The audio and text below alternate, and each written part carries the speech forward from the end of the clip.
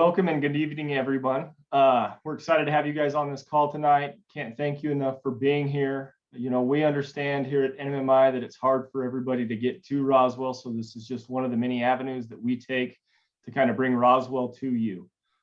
Really quick, before we introduce the panel tonight, I want everybody to know that we are currently accepting apps for the fall 2022 semester, as well as the spring of 23 semester. On tonight's call, we're going to try to highlight some of the departments. With that being said, I'm going to introduce first Major General Jerry Grizzle, who is the President and Superintendent of NMMI. Hello, I'm Jerry Grizzle, President and Superintendent. I've been here 13 years, and welcome to the call this evening. Next up, I'm going to introduce Colonel Tom Tate, who is the Commandant of Cadets.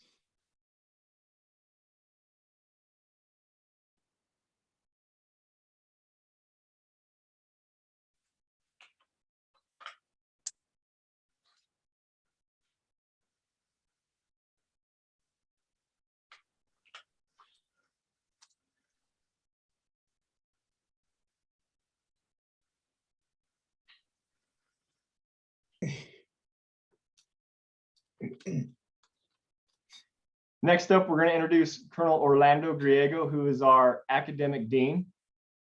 Hi, everyone. I'm Colonel Orlando Griego. I'm the Chief Academic Officer and Dean of Academics here. I've been here about 7 months. I've been about 28 years in academia. And then prior to that, 8 years in the military. And so there's who I am. And lastly, we're going to introduce Colonel Jose Barone, who is our Athletic Director. Good evening, and thank you for being with us tonight. My name is Jose Barron. I am the Director of Athletics. I am in my 18th year at NMMI, done various things, including being the athletic trainer, taught in academics, served as an academic advisor. So been here a while, and I've enjoyed the whole ride. I hope you'll take the opportunity to listen and maybe join us someday. Thank you. All right, and real quick, my apologies. I'm going to have Colonel Tate introduce himself again. I know that he was muted. We've got that fixed. So Colonel Tate, if you want to introduce yourself again, sir, that would be fantastic. Okay, thanks, Chris. Colonel Tom Tate.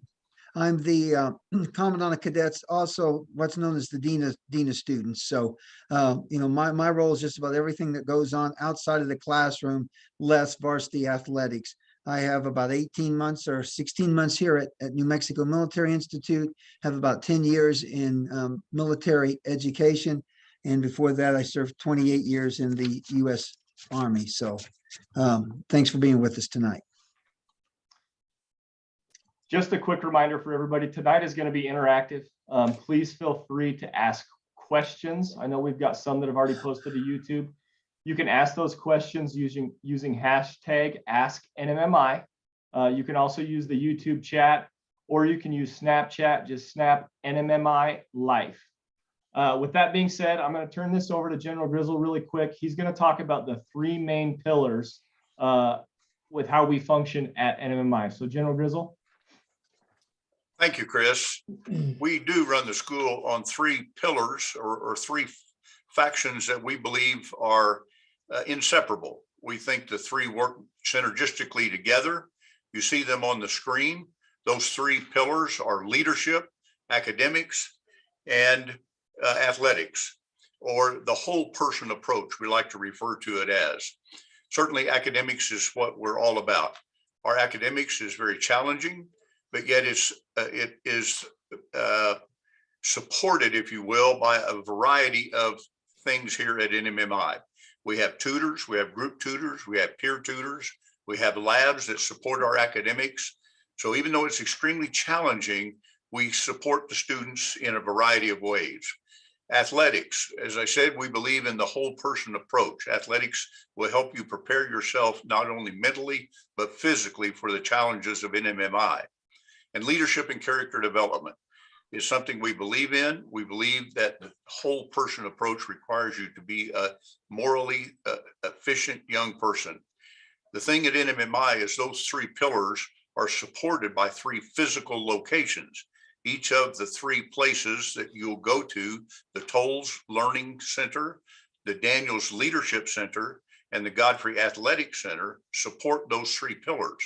And the three gentlemen you met are each responsible for those individual areas as well as those three physical locations where these great things come together, as you see in the Venn diagram. And then the centerpiece, as you see, all revolves around our students or our core of cadets. A lot of people refer to that as the three-legged stool. You cannot sit on a three-legged stool if one of those legs are missing.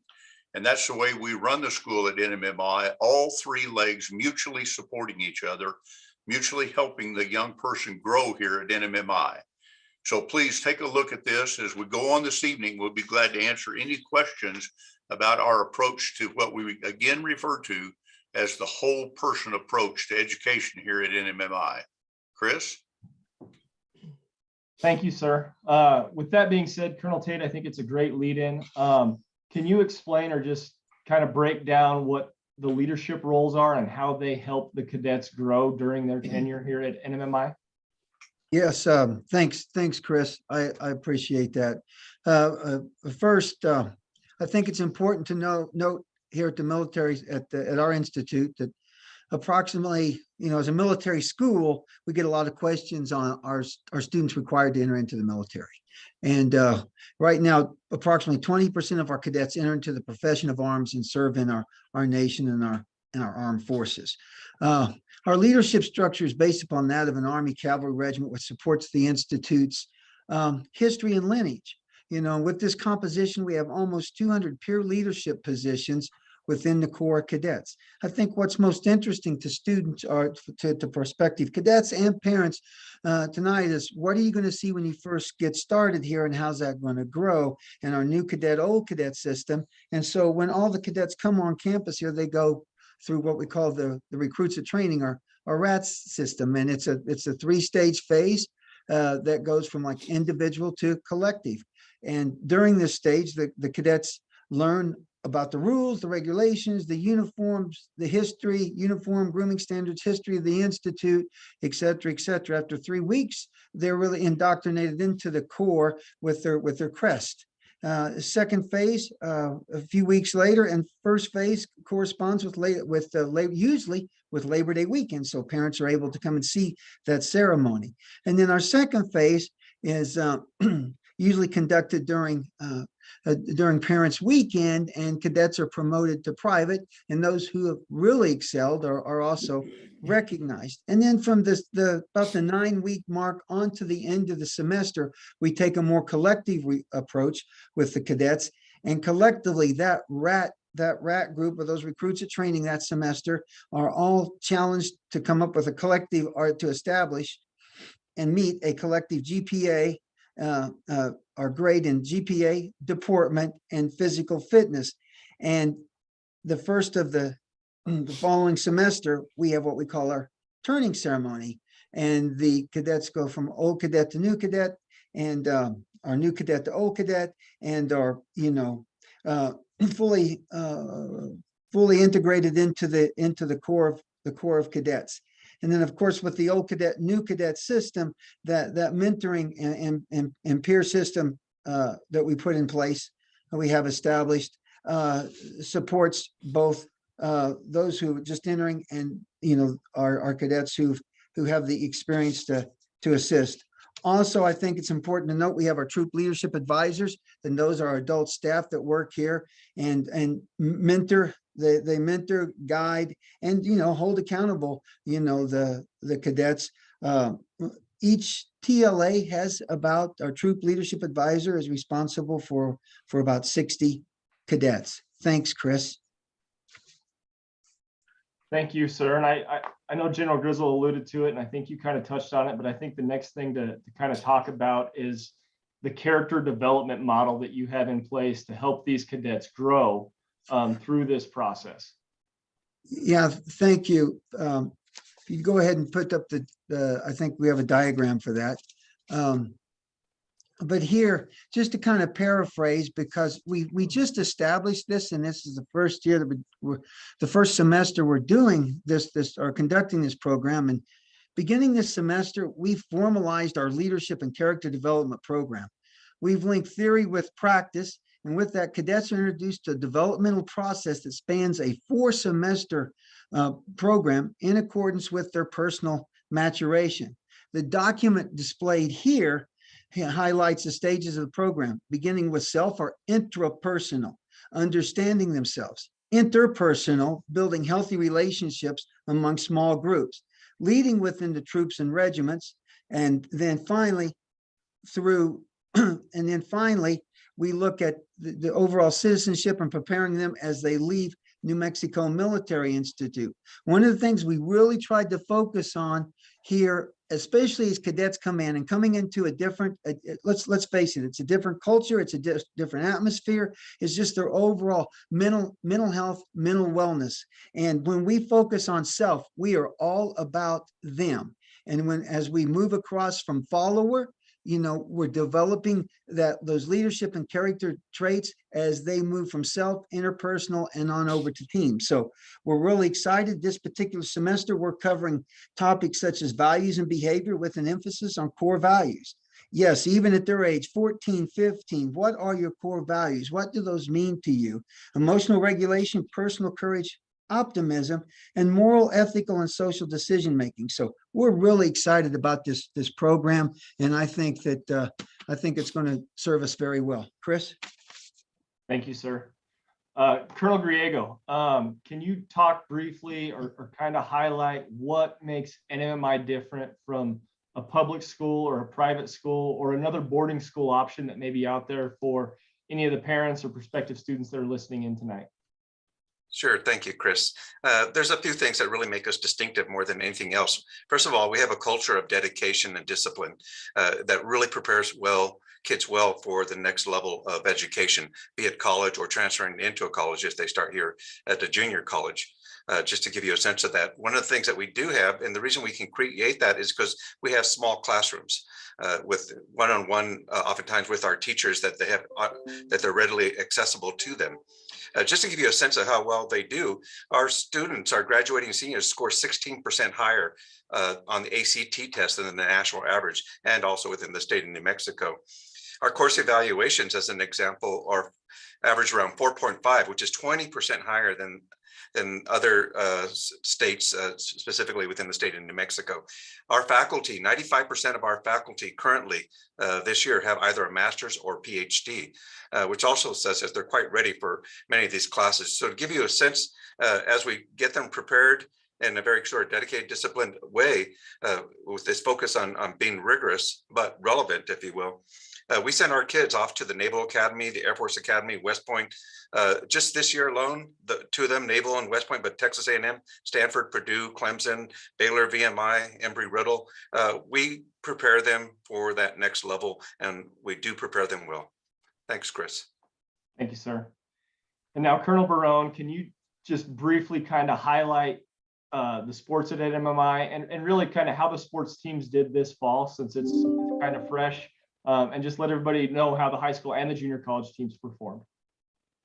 Thank you, Chris. Well, I don't know if I can be brief, but I'll try. Well, first off, athletics and physical fitness is an important part of what we do at the Institute. So if you're not on a varsity team or an athletic team of some sort, you will still do some physical fitness training. That we have an entire program dedicated to just that. So everybody will do physical fitness training of some sort. But this fall, we had a very good fall. We had a tremendous fall. In fact, we had good success at the high school level. Our football team made it 2 rounds in the playoffs. Our soccer team at the high school made it to the finals, lost the championship game. Very close game, very, very good team. Our women's volleyball team at the college level made it again to the national championship game, lost by 3 points to the national champion in a fantastic game. Had a wonderful year. They, of course, were regional conference or conference and regional champions in order to get to the national tournament. And then, most of our teams did very well. We're very competitive, but of course, the big one goes to our junior college football team, who are the 2021 National Junior College football champions. And I must, I guess, show a prop in honor of that. So I hope everybody can see that. I'm not good with the camera, but we're very proud of that. And what it goes to show you is that, yes, you can be successful in athletics and have winning teams at a military school. There's this misnomer that because of one, you can't do the other. And we have absolutely proven that to not be the case here at NMMI. Over the years, but especially this year, we just have tremendous coaches and tremendous teams, and we all work as a team to try to make our athletes, our cadets, better people and great athletes. Thank you, Chris. Thank you. General Grizzle, a lot of times when we're in admissions dealing with families, one of the big questions, parents want to know is, how are we going to change their student, or what changes are they going to see in their student? And what are some of the biggest transformations they can expect? So during your time here at NMMI, can you talk about some of those changes and maybe highlight an example of a couple transformations that you've seen since you've been president and superintendent at NMMI?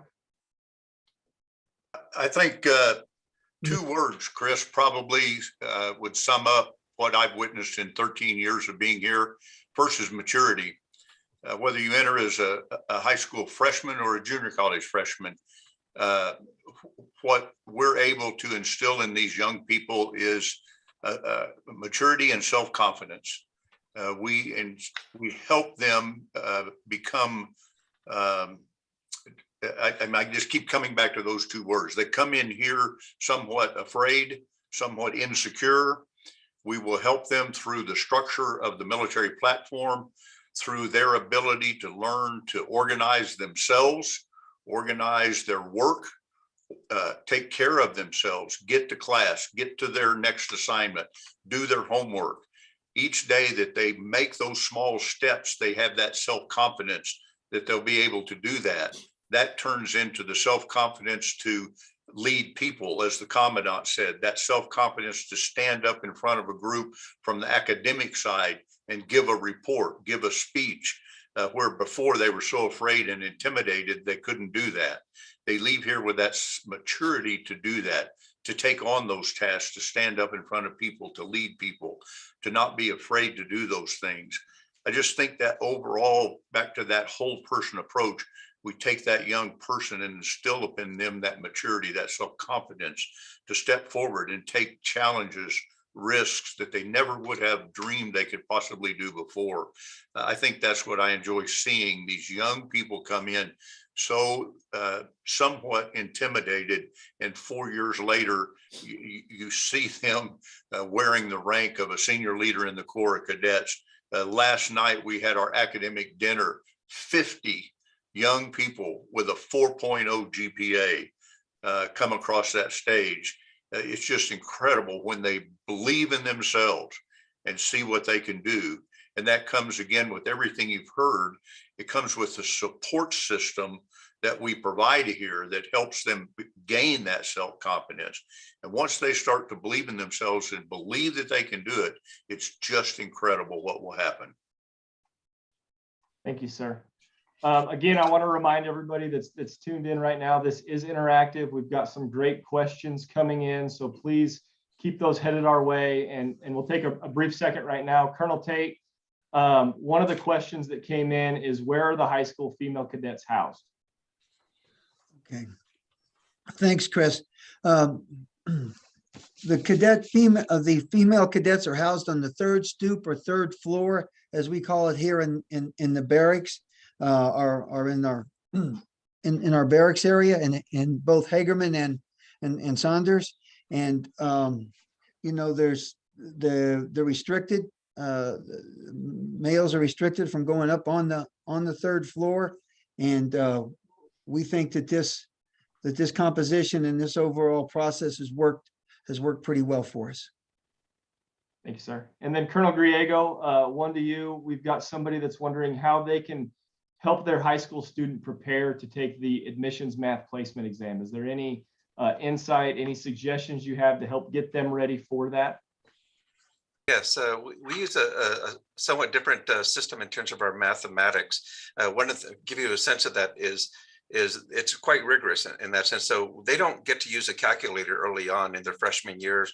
They may eventually use a calculator in their junior and senior year, and also in junior college, they may do that. So one of the best things that they can do is look for math placement exams online, practice those things, but practice without a calculator. That's one of the best things that they can do. And look for those other type of exams and see how well you score. And if you don't feel like you scored well, try it again. The best thing you can do is always prepare one more time. Okay. Thank you, sir. And then Colonel Tate, one more right back to you. Can you explain what break-in service means for a cadet? What is a break-in service cadet? Okay, break-in service a cadet is a cadet that is a cadet that departed New Mexico Military Institute and is reapplying, but has attended the institute previously and is in good standing. And then last two really quick, I'll go ahead and take care of these. One of them is, what is the cost of tuition? The in-state rate is a little north of $16,000, and this is without any scholarship assistance. The North American rate, which would be the out-of-state rate, is going to be about $24,000. And then our international rate currently sits at $32,000, and that's the annual cost. That's for 1 year. I think the big thing to note is after the first year, that cost is going to go down unless we have a massive growth spurt, because we don't have to rebuy uniforms year in and year out. So thank you for that question. The other one that came in was what GPA is needed to get into NMMI. I think it's key to note that we look at the whole holistic approach to every applicant. So yes, the GPA does play a piece in that puzzle. We love to see everything above a 2.0. We're also interested in what extracurriculars that you have been a part of. For a high school student, how do you score on the MPE, the math placement exam? For a college student, it's not required that you submit SAT or ACT scores, but if you do have those, we're interested in that can help you. So we look at the entirety of the student and don't base everything we do just off of that GPA number. So we're going to transition right here really quick, and we're going to watch a video that highlights, I think it's about 60 seconds. It's going to highlight some of the leadership opportunities at NMMI. I know Colonel Tate just explained some of that. So with that being said, please enjoy this quick highlight video that outlines the leadership opportunities.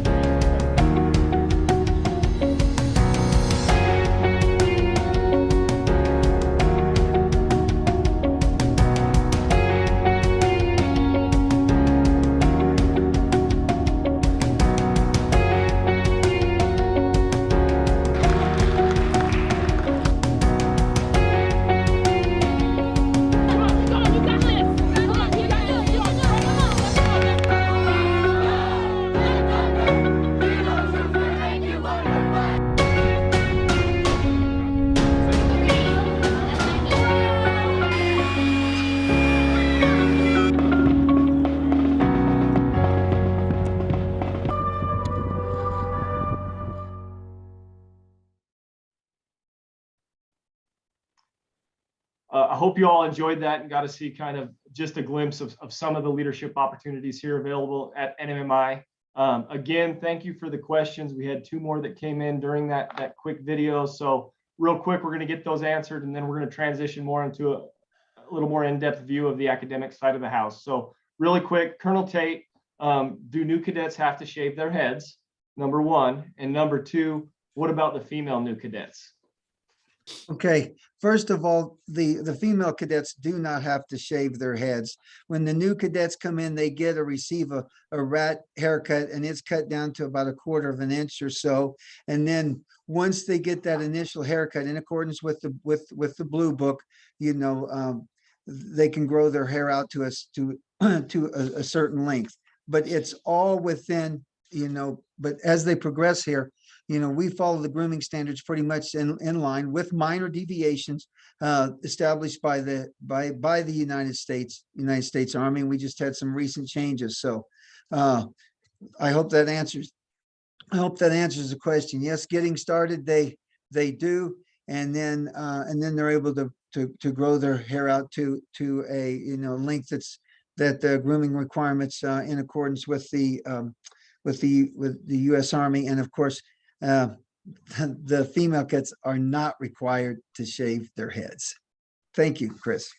And really quick, sir, can you talk about the hairstyle that female cadets have to expect? I mean, is it off the shoulders? Can they have a ponytail? I know that some of those have shifted here in the last 12 months Yeah. based on what the Army has.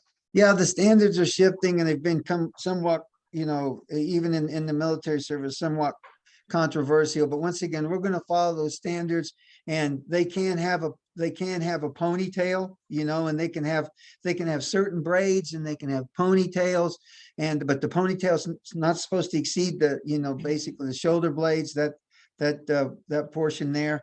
And once they get on campus, we'll make sure that they're well within the standards, but also, as the commandant here, I understand that they're young men and they're young ladies, and they're very, very concerned about their appearance and their grooming standards. So we're going to do everything we can to make them feel as comfortable as possible while adhering to the standards. I mean, we want students to come in here, to come to the Institute, and have a great academic experience and just have fun. So we'll definitely take care of them and do everything we can to make them comfortable. Thank you. Thank you. And then last question before we get over to Colonel Griego. General Drizzle, do new cadets or do our cadets have to do their own laundry, or is laundry service provided for them? Well, that's a great question, Chris. For the parents, part of the fee that Chris talked about earlier, laundry is included in there. And that's another one of the things that we teach cadets is time management, to learn to drop your laundry off. It is paid for by your parents. So you will drop your laundry off. It will be done and returned to you. However, if as you're learning to do that, there is a complete laundry self-service available where you can go in and washers and dryers are available to where you can do your own laundry. But the preferred method is to, including your dry cleaning, is to drop it off and 2 days later you pick it back up. So it's available either way. Drop it off and have it done for you, or if you forget or don't have time to do that, then on your free time, instead of having some free time for yourself, you can spend it in the laundry doing your own laundry where there are washers and dryers. Thank you, sir. Colonel Griego, can you explain what a typical course load will look like for a high school student and a junior college student? Sure, Chris. Your typical class is about 5 classes at the high school level, and 5 classes also at the college level, or 15 credit hours. This also includes other things in terms of, like, they have not mandatory, but 10 hours of night study hall that they get. We want to ensure that they're actually studying when they go to the classes. So we actually build that time in so they can do those things. And some of those classes are quite innovative and creative. You can take fencing classes, or you can take STEM related courses. We actually had a class that helped this one dog that was missing a leg, and they did 3D printing to help build a leg for that dog. And then it sort of goes on from there, engineering, graphics, and it goes on and on. And your typical type of courses as well, your English, math, philosophies, business, chemistry and communications and so forth down the road. So hope that helps. Yes, sir. And then can you elaborate a little bit on class size and what the student to teacher ratio is Sure. for everybody that's on the call? Yes, Chris, I can do that. The current class size is 14:1. And so we're pretty proud of that because they keep it rather small on purpose, so we get to know their names. We know when they show up or don't show up. And so we're very aware of who they are at every single level of that the process that they're here. So we keep them on track.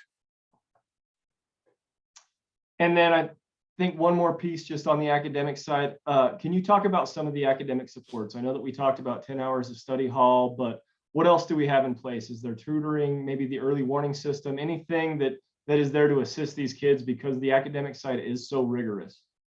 Yeah, I'm very proud of the support system that exists over here, and it's really quite enhanced. To give you a sense of it, we have an early warning system that the parents can sign up for and be part of, and it lets the parents know if the cadet isn't showing up for class, or how well they're doing in their grades, what their current grade is at a certain point, if certain assignments might be missed or not missed. So that's always a good thing, especially at the high school level. At the college level, it can also be that way, but the cadets also have to sign off because they're 18 years old at that point and doing that. But we also have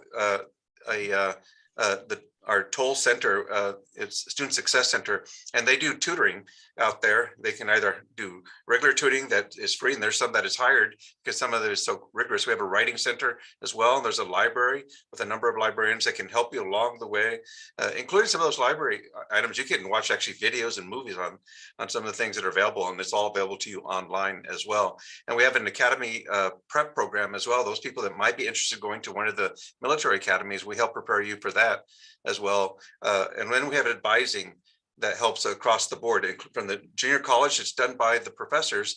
And at the high school level, it's done by the Student Academic Center, the SAC. And they will meet with these cadets on a regular basis to make sure they're on track, doing the right things. And if there's anything missing, they're going to put them right back on track and get them there so that we can get them ready for graduation or get them ready for college, whatever their preference is. Thank you, sir. Colonel Barone, can you give just a quick snippet of what the daily routine might look like for a high school or college athlete, doesn't matter, or really a cadet in general? Well, Chris, as you can imagine, being a high school or a college athlete can put a lot of demands on your time. But the other thing, well, I'll talk about that first. So it's been said that one of the toughest things to do is to be a cadet athlete that's in season as a cult athlete or high school student, because they've got a very tight schedule for academics, and then there's a tight schedule for athletics. So they're busy people. But the other thing that to keep in mind there is they also have other folks like our coaches that help keep track of their time, help keep track of their grades. So that's another set of adult eyes that are helping our students be successful. They take a vested interest, of course, in their teams. So they'll take the extra time to help students when they need it, to get students help when they need it. So that's an important thing to note. So it's a busy day. As soon as academics end for a high school student, at about 3:40 or so, they, within 20 minutes, they've got to be at practice, and then they've got practice all the way till near 6 o'clock in the evening, and they've got to get cleaned up and go to supper. So it's a tight window, but very well worth it. It helps, again, a lot in the time management. For a college athlete, it's a little bit different. We again are very proud of the fact that our coaches taken a vested interest in the eligibility and the transferability of our athletes. We've got to make sure that not only do they get an education here, but we can transfer them to schools like we just recently did to Nebraska, Oklahoma State, and all these big universities. They've got to be academically capable of that. So again, it's in our vested interest and our coaches' vested interest to make sure that they can do that. So we plan their schedules accordingly. We have a dedicated athletic academic advisor that helps to make sure that they not only meet the standards for transferability, but they also are able and in line to graduate on time for NMMI or to transfer. And their day is a little bit less cumbersome, but not less busy, because in those gap of times that we have available, there are some individual trainings, there are weight sessions and whatnot. We add them into additional classes with weight training. So again, a very busy day, a different structured day, but all in all, I think it contributes to the success of not only their academic success, but their athletic success. Thank you, sir. Thank you. And then General Grizzle, does NMMI have any basic responses that cadets have to say, during their time here? Well, during the initial RAT training that Colonel Tate spoke of, there are things they say as they're walking around that gets them ingrained into the NMMI culture. Our founder, initially NMMI was called the Goss Military School, and the founder, Colonel Goss, has a saying that's referred to as the Goss quote, and it talks about being a military school, and the cadets are required to learn that because it talks about being a military school and being a military school in all phases and aspects of your life, of your drill, of being in the classroom. And so early on, the cadets are taught those phrases and those sayings and are required to quote them a lot of times as a group, and then other times as they're walking around the campus. But after that RAT phase, they don't have to do that anymore. Thank you, sir. Again, folks, please keep the questions coming. The questions have been great so far. A little side note, feel free to visit our website, www.nmmi.edu. You can request more information there. The application, again, is live for the fall and the spring semester. And then you can get in touch with any of the admissions counselors from there as well. If you have more questions when we conclude tonight, tomorrow, just let us know. With that being said, we're going to do another little highlight video for you that focuses on the academic side of the house. Thank you for answering those questions, Colonel Griego. And with that, we'll take a quick peek at this video.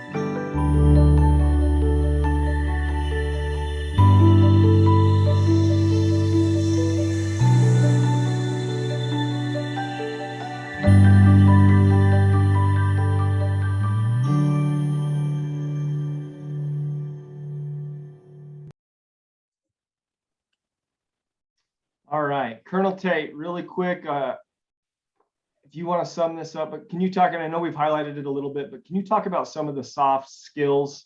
We talked about time management. I know General Grizzle mentioned that, but some of the soft skills that cadets are going to learn during their time at NMMI, and to highlight it even more, the unified approach we take in teaching those cadets these skills. Yes, sure. And the skills are basically taught as they progress, beginning with rat cycle, but a big focus is just on how to communicate both verbal and nonverbal. And as a lot of the soft skills will go back to, for example, time management. Okay, for example, time management. They follow the plan of the day. Cadets begin at 6 in the morning and go through a pretty rigid schedule.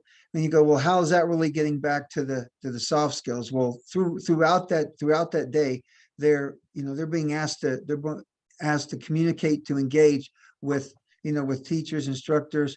Also, as we move through and as cadets progress from the rat cycle forward, we have leadership training at the squad leader, platoon leader, troop level. So when you talk about squad, you're talking 10. At platoon, you're talking 30. At troop, you're talking 60. And as the cadet grows, those soft skills grow, the time management, the communications, how to regulate yourself, how to put yourself in someone else's shoes, how to really analyze a situation, how to make an informed decision. Okay. And what we've done with our new program here is we're going to be teaching our cadets in just a couple of weeks a template for decision making, as we go back to and we're going to have all of our cadets go through a process where they recognize, first of all, they have to recognize what kind of situation they're in. And then from there, they're going to process that, think critically, work through it, okay, act upon it, to even consider the consequences of their actions and reflect back upon all of that.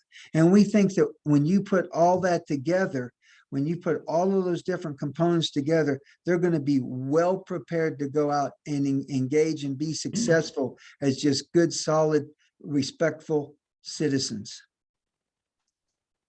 Thank you, sir. General Grizzle, we talk about how unique of an environment NMMI is, and I think one of the things that really sets us apart is the diversity within the Corps.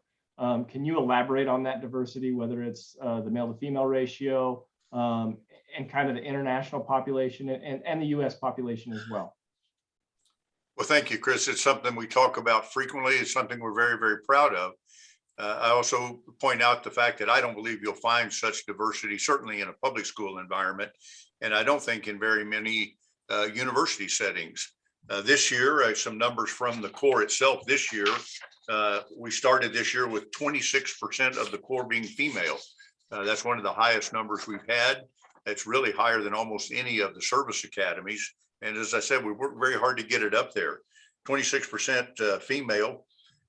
Another one is 39 United States are represented in the Corps of Cadets, 39 domestic states and territories, represents 75% of the Corps of Cadets, 34 foreign countries representing 25% of the Corps of Cadets. Again, and those 34 countries are absolutely all over the world. And one of the things we're proud of, again, is that we allow them to share their cultures with us. They have clubs of their countries, clubs of their culture. For instance, we have a Polynesian club. In the spring, we'll have a luau, and they'll show us their native dances. We have a Native American club. We'll have 30 to 40 Native American students. November is Native American month, and we'll have a Native American meal in the mess hall.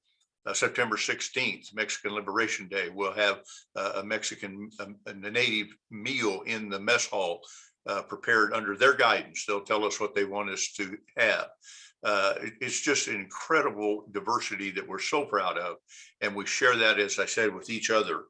The high school to school ratio is something, again, we're proud of. It's usually about a 50-50 mixture. This year was a little bit more high school than junior college, but even in that is so great, because one of the things the dean didn't talk about is that we really run the school in what we refer to as a 6-year seamless educational environment.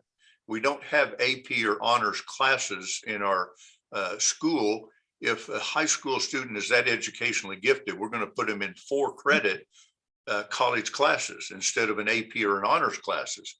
Now in my 13th year, we've had 14 students graduate simultaneously with a high school and a junior college degree. So parents on the call tonight, that means they've saved 2 years of the cost of their education by being able to do that. So all of that is just so tremendous. I'm just always in awe of that. And we really like to talk about that diversity here at NMMI. And for the ladies on the call, let me tell you, the commandant's here too, 26% of the female population, but they will occupy 50% of the leadership positions in the Corps.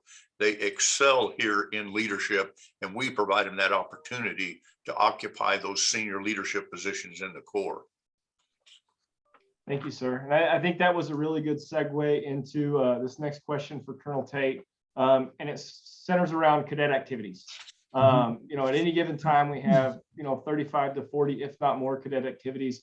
But can you highlight just a couple of your favorite cadet activities, or give example of a few cadet activities that cadets can participate in? Well, being a former military person, there's several activities, and Chris, I'll just mention a few, because the generals talked about the clubs that we have, as far as that really supports our diversity and our international students, and those are huge. And the 16 months I've been here, I've been super impressed with them, and the general gave a great overview of those. But also a lot of young people these days, they're involved, are interested in things like a paintball. We have science clubs, we have scouting, we have STEM, we have students we have a snow skiing club, we have a radio computer science, we have a computer science club. Couple of them that are really probably close to me, just as a military person, is our Gauss rifles, and that's our drill team.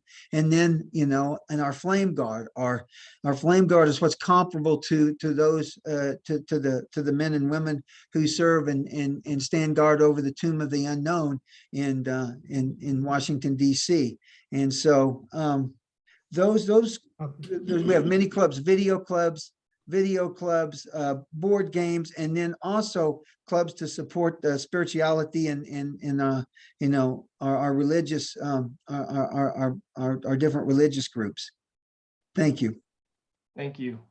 And I think it's worth noting, at any time we can start a new club if there's a vested interest from the cadets. It takes a minimal number of cadets, and then they've got to find a sponsor. But if there's a club that we don't have and the cadets want to start it, you're okay with them bringing something new on board, correct, sir?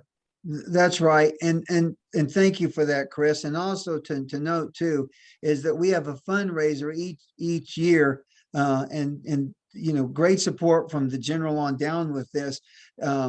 these clubs are not, they're organized, but they're also financially supported. I mean, there's money in there for these students to do what they're signing up to do. And of course, it's well regulated and et cetera, but the funding is out there for those students to participate in many activities. We'll have students traveling, this spring, participating in different activities. And so this has been like the most impressive, I think, organization I've seen as far as goes, just support the student activities and what these students have the opportunity to do if they just take advantage of it. Thank you. And then Colonel Griego, if you want to expand on that, I know as one of the newer senior administrators here at NMMI, I mean, has the amount of opportunities with clubs and cadet life, what has really stuck out to you in your short time with us, sir? Yeah, thank you, Chris. I think what's really fascinating is that just it ties into the diversity of this of NMMI. Give you an example of that, the International Student Center, they actually put together a few things where you can actually go table to table to learn all about each of the different cultures that exist there. That's just one of the many things. But one of the things we talked about, things like the ski club or the Native American club, I mean, they have upwards of $10,000 to $12,000 that they're given to spend that year. And you don't have to be Native American to be part of the Native American club, but you really just want to learn about the culture. And then they'll take you to different sites around New Mexico. I think Colonel Tay could probably speak to the fact that sometimes we take some of the cadets to DC. We're looking to take them to that direction. Those people that might be interested in choir or band, as an example, we have competitions and they come here, we go there, we go all around the state, we sing, we play around the state, we play in the marching bands, we have parades downtown for using those bands, and then our whole corps will go out and do a parade as well. So there's so many different types of diverse experiences that are tied in to the way that we do things. And there's I think that the biggest issue that they're going to have is trying to find enough time to do all these things. And I want to get them focused on their academics, of course, but there are all these opportunities that are available to them. Thank you, sir. Colonel Barone, to you, and I know General Grizzle highlighted on kind of the diversity within the Corps. Can you highlight kind of the diversity within the cadet student athletes that we've got? I mean, we've got athletes coming from all over the world, basically.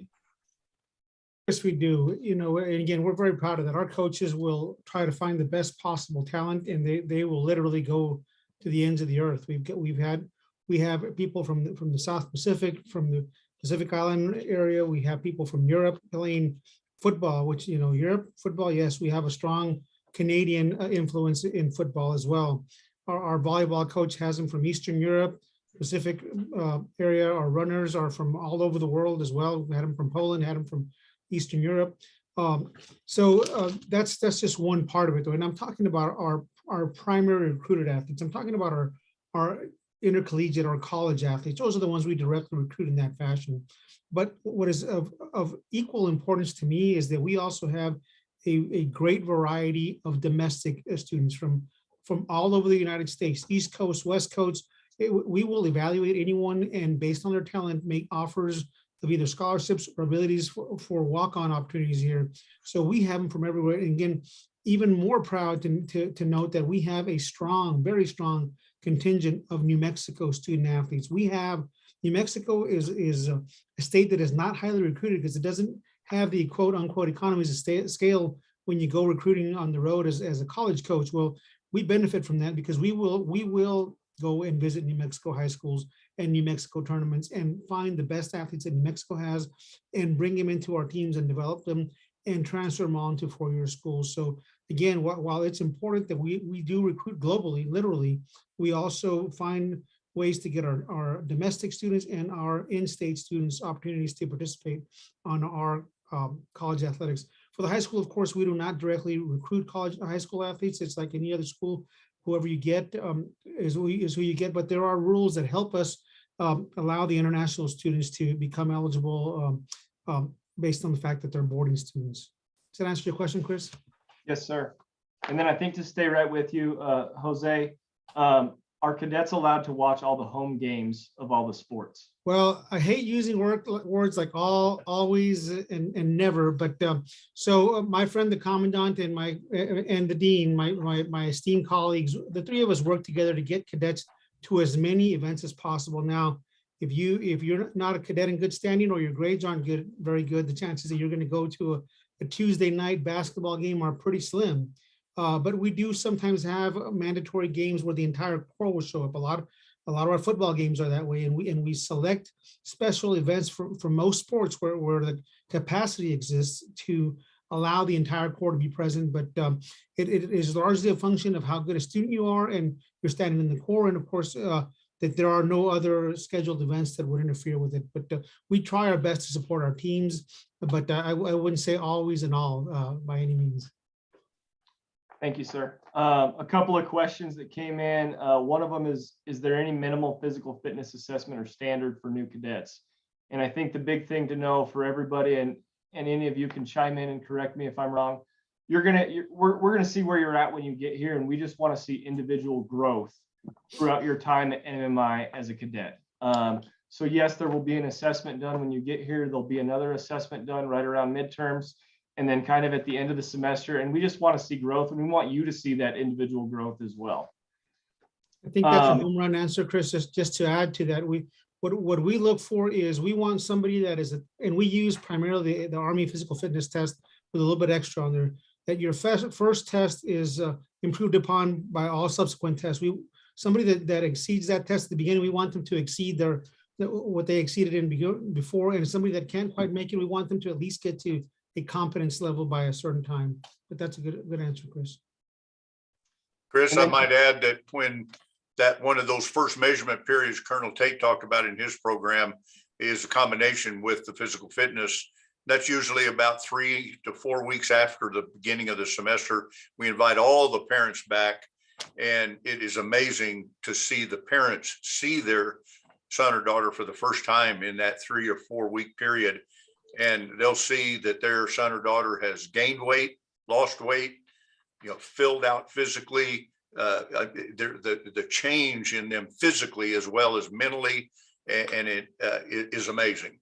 And all of that comes together, and to see that young person walk up to their mom or dad and say, "Yes, ma'am," "Yes, sir," "No, ma'am," "No, sir," and see the parents honestly tears roll down their face. And it's a combination of everything we've talked about coming together so quickly that the parents are just overwhelmed by it. And that physical piece is really a part of it. They'll see their young person come full circle in their physical fitness, their courtesy, their respect, all in a very short period of time. Thank you, sir. And kind of to stay with you, a couple more questions that came in, General Grizzle. One would be, do we accept students who have a disability? And then the second piece is school supplies. So built into the cost of tuition, are school supplies provided, pens, papers, notebooks, et cetera, for new students, new cadets? The first question is, would we accept students with a disability? The benchmark is really, are they able to perform all the functions of the Corps of Cadets? That's really the benchmark. So I guess it's the level of disability. We've had students that are diabetics and they fully perform in the Corps. We've had students that are asthmatic and they're able to fully perform in the Corps of Cadets. So that has to just be a measurement factor, Chris. There's no straight answer that I could answer. But if there is one, it's that they must be able to fully perform in the Corps of Cadets. That's kind of the first benchmark. Supplies and stuff, no. We will give you a list at the beginning. It comes in the Commandant's Parents Package, and they will have a list of supplies. They can go to the cadet store on that very first day, and there's a bundle that they can buy at that time. It's not really very onerous, but no, the supplies are not part of that package of that first day. They'll be given their clothing and those kinds of things, but pens and pencils and paper, they'll be given a list that they can purchase ahead of time, or they can purchase that first day from the cadet store. And I think one thing just to add to that, textbooks for high school students are provided. Yes. College students have to purchase, that would be an added cost. The college students have to purchase their textbooks. And, one thing, sir, that you haven't mentioned yet, and I'm sure you can elaborate on it, is the laptop program. So all the cadets do receive a laptop upon their arrival as well. And that's part of the cost you outlined earlier. The laptop is part of that. So that's not in addition to, so that 16,000 for an in-state student, we're going to give you a laptop as part of that. And the good news about that includes a maintenance program. If it breaks, if anything happens, you take it to the IT department, they pop out the hard drive and give you a new laptop. And that is correct, Chris. And the software is included in the laptop itself. It's not just the machine, it's all the software you'll need to be successful at NMMI. And then real quick, Colonel Tate, we've had a couple of questions, and I know you've mentioned it a couple of times. They're just curious. You keep referring to the Blue Book. Can you explain briefly what the Blue Book is? Now, the Blue Book is the cadet handbook. The Blue Book provides, the Blue Book is like the cadet Bible, if you will, as far as functioning, living and participating as a member of the Corps of Cadets. It outlines, as I mentioned, the plan of the day. It goes into the grooming standards. It goes into uniforms. It goes into discipline. It goes into the different ceremonies. It talks about it talks a little bit about the history. It talks about our core values of duty, honor, and achievement, and our honor code is a cadet will not lie, cheat, or steal, nor tolerate those who do. And we talk a lot about that, as they enter into the institute and go through that rat cycle. So I really think it's important when you go back, all of this kind of, as the general talks about, all this goes back to a holistic approach to development. But the Blue Book is like the cadet Bible, if you will, and for our Corps. And one more question that came back in, General Grizzle, I'm going to kick this back to you. You talked about the 6-year approach with cadets. We'd love to have them for 6 years. Is there a certain percentage of students who attend the high school and then transition to the college as well? Yes. Those that go 4 years of high school and then roll into our junior college is about 35%. And we are asked all the time, why such a small margin? It's actually because of the success of our high school students. And they're going, as the dean indicated earlier, they're leaving us after 4 years of high school to go to Stanford and to Harvard and the academies. And those that stay with us are those that have a strong desire to be senior leaders in the Corps of Cadets, or Jose recruits them for the athletic teams, or they are what we refer to as legacy students. Their parents or legacy students that in their family have stayed here. So about 35% of our high school seniors will roll over and stay with us and go all the way to be 5 or 6 year cadets. And by the way, we have a program. If you stay 6 years, we're going to give you a $5,000 check to help you go on to that 4-year school and graduate. Thank you, sir. Again, folks, please keep the questions coming. At this time, we've got another quick 60-second video to let you guys watch. I know we kind of got off track a little bit. We were talking about extracurriculars. This video is going to highlight those extracurriculars. So please enjoy this. You'll get a chance to kind of see some of those opportunities that are available to all of our cadets.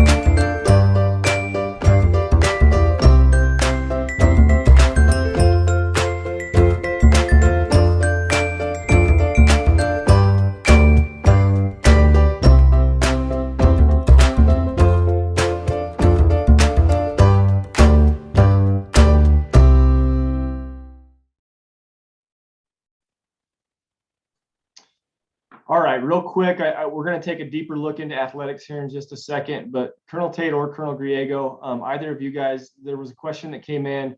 Do we have anything similar to student government, student body at NMMI? I know the regimental staff is going to kind of tie in this a little bit, but on the academic side, Colonel Griego, anything you can think of that kind of ties into that as well? And let me, we don't necessarily have a student government per se, because we have a corps of cadets with a whole ranking system that exists there. And so that operates in a form of student government. So we don't have like a president of that. We just have a regional commander, or is that the right term? Regimental commander. Regimental commander, forgive me. That's what you get for talking to an academic first, right?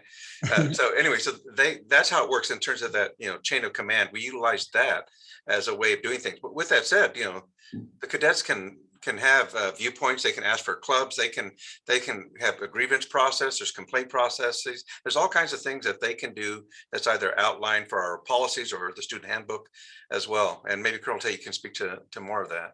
Sure, I will, and just as an example of that, working with Colonel Hubbard, Cadet Colonel Hubbard, our regimental commander, 2 or 3 things. One is I meet with him just about every day, every other day.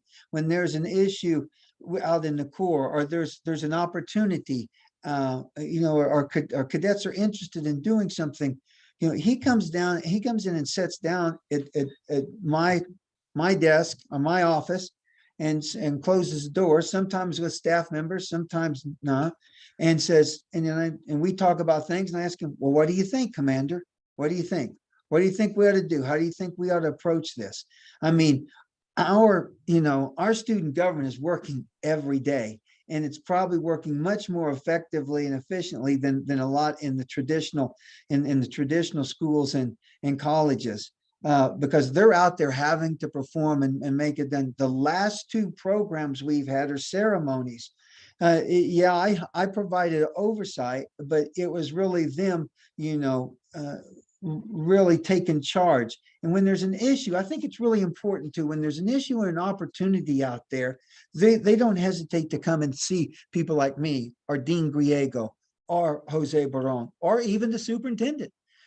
So they're very active. The other thing is, for example, our regimental commander came to me and talked to, and I started asking him questions about leadership in the Corps. And the next thing he's back to me talking about a new and improved rat cycle. And then we walk up and talk to the superintendent, and he starts giving us guidance. Now you tell me how many sophomore cadets are going to have the opportunity first to come to me on a daily basis, and then, walk in and talk to the superintendent and sit down to people like the chief academic officer or the athletic director. So that's a long answer maybe to a short question, but I think it's important to understand that the cadets really are in charge, and they're out there functioning every day, and probably much more effectively than any, probably student council or student government, as far as I think I'm concerned, and I think my colleagues will agree with me. Thank you. Thank you, sir. Colonel Barone, we've talked about athletics a little bit, but can you really highlight how many high school and college programs there are, and what they are, I guess? Well, so we have, at the college level, we have 8 sports. We have volleyball, women's volleyball. We have football. We have women's cross country. We have men's and women's tennis. We have baseball. We have golf, and we have basketball, men's basketball. So those are the 8 intercollegiate sanctioned athletics. Now, this spring, we are going to have our very first taste of intercollegiate esports, which I'll lead the way by saying that last spring was our first interscholastic or high school season of esports. But we also have the traditional sports for our high school. We have in the fall we have football and volleyball, and we have cross country. We have soccer, boys soccer. So at this time we do not have girls soccer. However, by rule, if there is a girl that wants to play soccer in the fall, she is allowed to play on the boys team. The NMMA allows that exception for schools that don't have a girls team. So, and by the way, we had some very successful female players at that level. We also have, moving on, we have girls basketball, boys basketball, swimming and diving. We have golf, boys and girls tennis, track and field, and I'm missing one. Baseball, spring sport. Baseball for the boys. And again, same rule. Since we don't have a softball team yet, those girls are able to play on the boys baseball team. But again, I'll tease that by saying that that by the time some of the new folks that are on this video call right now are at NMMI, we will have an option for softball at the high school level, and shortly thereafter an option for women for women's softball at the intercollegiate level as well. And then to parlay into that, I mean, we've talked about the diversity within the core, students coming from all over the world. You know, some sports they're accustomed to seeing, some they're not. So at the high school level, with new students coming in, wanting to try American football, as an example, you know, do we cut any students at that level, and kind of what are our expectations if it's their first time participating in this type of athletic event? Chris, that's a great question. So the answer is if you've never tried a sport and you want to try a sport, we will allow you to do that in a safe fashion. You know, we want to make sure that above all, we maintain safety in everything we do. But to further answer your question, if somebody wants to try a sport, we will allow them to try out. We will allow them to participate. And we do have a policy that we will not cut a cadet from a team, so long as we have the capacity for example, locker room space and equipment, safety equipment and uniforms. We will not cut somebody from the team. Our policy is if you want to try, if you commit to trying a sport, we want to commit to trying to help you improve in that sport. You know, that may mean you might have to play a couple of years of JV ball, but again, if you will try it and you'll stick with it, we will keep you, and we're not going to cut you automatically because you're not quote good enough for that. But what that means though is also you've got to keep your deportment grade up, and you've got to keep your grades up. Obviously, you got to stay eligible, and you've got to follow the team rules. What will land you off of one of our teams is failure to follow our team rules. If you can't remain on a team and miss 2 practices a week, that doesn't work for a starter, and it won't work for somebody who's trying to develop. So you've got to follow our team rules, but by and large, we won't flat out cut somebody from a team. It's important that we try to foster and develop talent and hopefully improve that as we move along. And then of course that is for the high school level sports. At the intercollegiate level, it's a lot more higher level of competition, a lot more dangerous for somebody with few to no skills to try. So again, people may be given a tryout, but in those sports we do have cuts, and not because we're mean, but because that's the level of sport play, and at a certain point becomes a safety issue for the rest of the players that are at a higher level of caliber. But certainly we do allow walk-ons. We in fact we encourage that. That's a lot of our college players come in as walk-ons and earn a scholarship, you know, along the way. So it's certainly something that we are willing to look at. All I would ask for a college athlete is that they contact our college coach for that sport. And I think Jeff put the website out a little bit ago, has the entire directory. Contact that coach so they know you're coming, and so they know what to tell you to prepare with, and so they can see potential ways to evaluate where you stand. And then what about a high school athlete playing 2 sports in the same season? Have we had that, or is that possible? So Chris, there are rules that govern that from the state organization, but the answer is yes. You can play two sports on a relatively simultaneous basis. You can play soccer and football, for instance. You can run track and do baseball. You can do those kinds of things where they lend to each other. You know, sometimes you can't because of scheduling. It just doesn't work out. But it is possible. But there are a minimum number of competitions you've got to complete for each sport in order to be eligible to participate in the postseason. So that's where we run into making sure that if you're going to try to compete at the highest level, we get you in enough competitions for both. And again, that involves a long conversation about keeping your grades up and keeping a good standing in the core, and cooperation between 2 coaches that that would have to involve. But again, our coaches are very amenable to it. We don't have a huge population. We're a 3A school, about the middle of the road for New Mexico. So we certainly want our athletes to play as many sports as possible, and our coaches to collaborate wherever possible to make it possible for the cadets to play more than one sport simultaneously if they so desire. And then lastly, I know that you were very excited to showcase the success the sports teams had in the fall. But can you talk a little bit about the facilities, the athletic facilities that are available, as well as the strength staff, the athletic trainers, all those things that go into that? Well, Chris, thank you for allowing me to highlight that. So number one, we are in the final phases, and I mean final phases of a completion of a multi-million-dollar renovation of our main athletic facility, the Cahoon Armory. It is a gorgeous building. I'm there every day just to make sure the contractor doesn't leave early and keeps working. But I say that in jest, of course.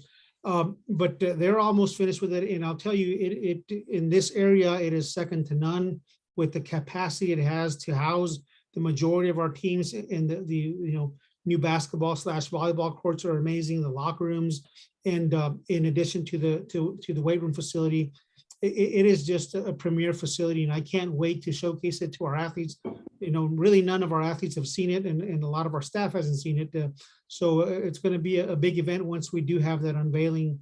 And I'll tell you that, like I said, there is nothing like it, and our cadets are going to be amazed to see it. And it's very functional. It's not, I wouldn't call it extravagant, but it's very functional, and it has what we need to succeed in athletics, and it has what our athletes deserve. They've earned this level of facility, especially some of them have been in portable buildings for upwards of 2 years now. So it's going to be going going into a palace anyway. So the other things in a great weight room, but the other things, as Chris mentioned, we have a dedicated support staff that helps us showcase our athletes, helps our athletes to get better, and helps us promote our programs.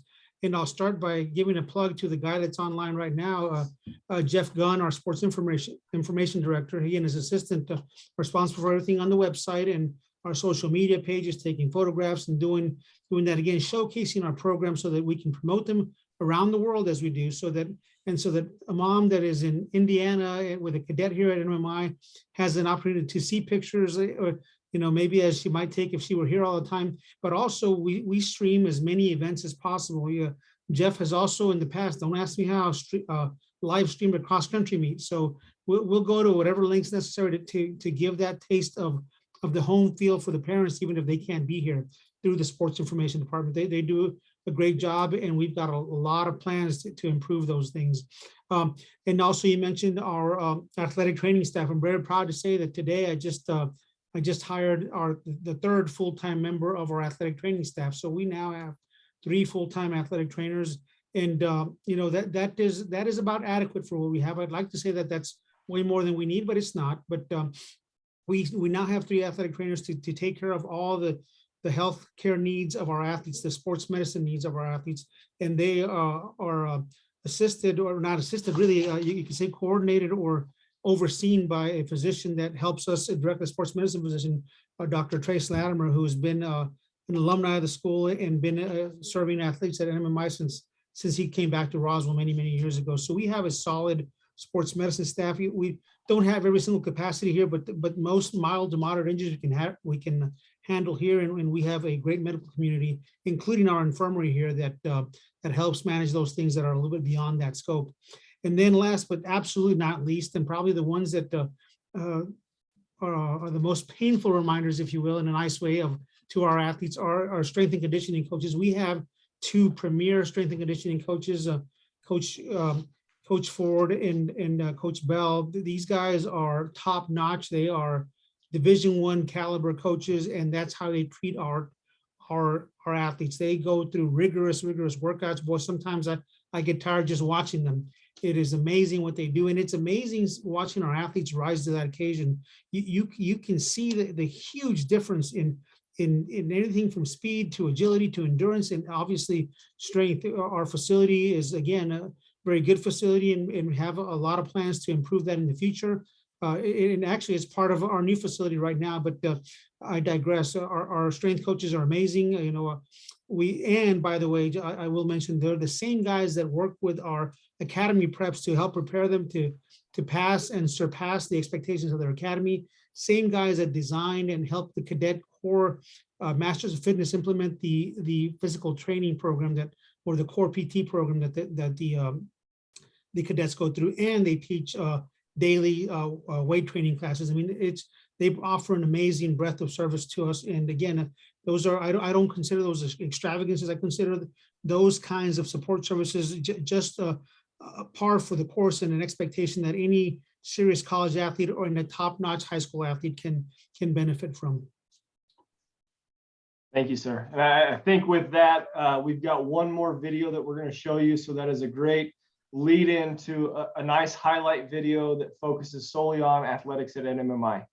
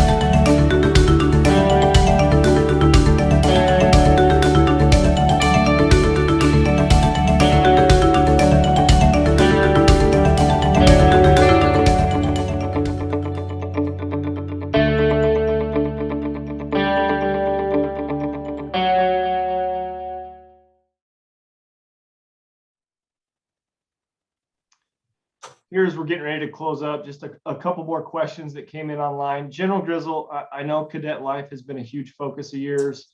One of the questions that came in are, what about dances for the high school and the junior college kids? Do we just have a homecoming dance, or are there other dances throughout the year that kids could attend?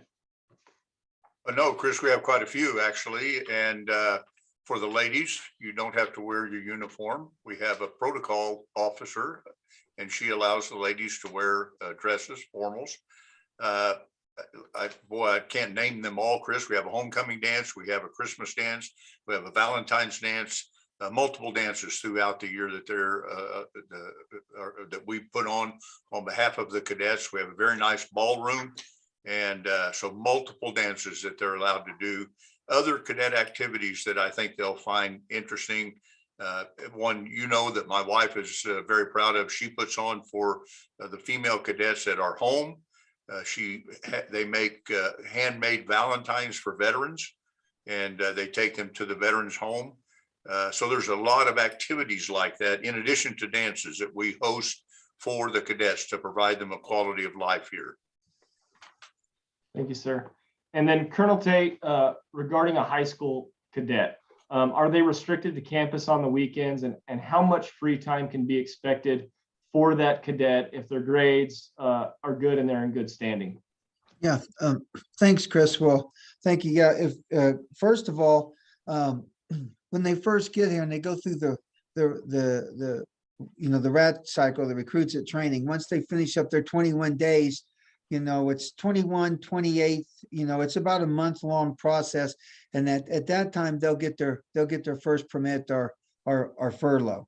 And then from there, as you progress along, you'll have opportunities. If we don't have training, if you're in good standing, overall, if you're in good standing, generally on the weekends after we complete training, and whether that's on Friday or Saturday or whatever, if you're free to sign out on permit or furlough.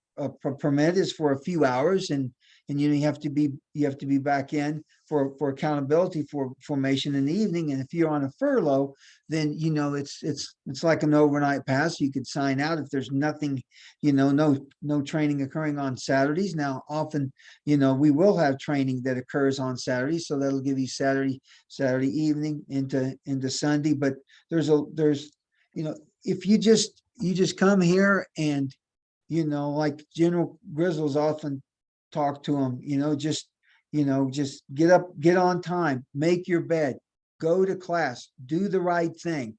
You're going to be fine here, and it's even going to be fun. So, and that's going to keep you in good standing, and that's going to give you the opportunity, to get out to Roswell or get home or whatever. How often do we get to go home? Well, that really depends on where your home is, but as far as just the weekends and being able to get out and go out to, I want to go to Walmart. I want to go out to restaurants. I want to go to the movies. I want to do this. I want to do that.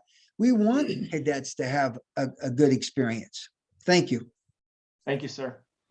We're going to wrap up with one last question. I'm going to bounce it off of each of you. We'll start with General Grizzle. What is one thing a prospective cadet should do if they are considering attending NMMI or preparing to attend and have already been accepted? One single thing. I think that's just expect to have a good time. I think the thing I hope they saw from all the videos and stuff is that we're really just a regular school. Yes, we wear a uniform. Yes, we have a structured environment, but we have all of the things that any other school has.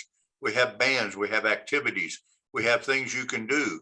So come expecting to have a good time, but come expecting to have an experience like you would have nowhere else. Come with a great attitude, and we will teach you, we will educate you, and you will leave here with an experience like you would have nowhere else. Okay, and then I'm going to kick that over to you, Colonel Griego. What is one thing that you can think of? We focus on rigor and relevance over here. We want to prepare those kids to either go into the world of work, go to college. If they want to go to the military, they're welcome to do that as well. I think we only go about 20% actually do go into the military, but we really do want to prepare them as best we can. I like to say, and what our faculty like to say, is that we take B students and turn them into A students when they come here. So that's our goal. That's what we want to do. And then you, Colonel Tate, what's one thing that you can think of? Patience. Okay, with patience, just be patient. Let the process work. Let the process work. Many of the students coming in are going to be led by their peers. They're developing and growing too. They're coming into a new culture and a new experience that they are not familiar with, not comfortable with. Just be patient, and let the process work, and they will be successful. So I just ask them to be patient, and that's tough. I'm still working on it, and you can see where I'm at in my in my development. So just be patient and just let the process work, and understand that there's people, whether they're your peers over in academics, athletics, etc., and the commandant's office, that just really want to provide the very best we can for them. Okay. And then last but not least, Colonel Barone, what is one thing you can think of? Well, I think that above all is have an open mind. And I know it's not one, it's a multi-word answer, but have an open mind to what you're coming into. You're coming into a great education. You're coming into wonderful opportunities that you've never seen before. And of course, most importantly, you're coming to one of the best athletic departments that there is around there. But what I mean by that is in its full integration with the other two mission elements. Nowhere else are you going to find this three-legged stool approach, as it's called, that places equal value on those three things. And I think if you have an open mind and buy into all three things, you're going to have a fantastic experience here. And it's not always flowers and parties, but I'm telling you what, the majority of cadets here come in here and they love it, and they thrive because they buy into it. And so that's all I would say. Be open-minded when you get here, and I think it's a wonderful place. Thank you. Well, we want to thank you all for joining us tonight.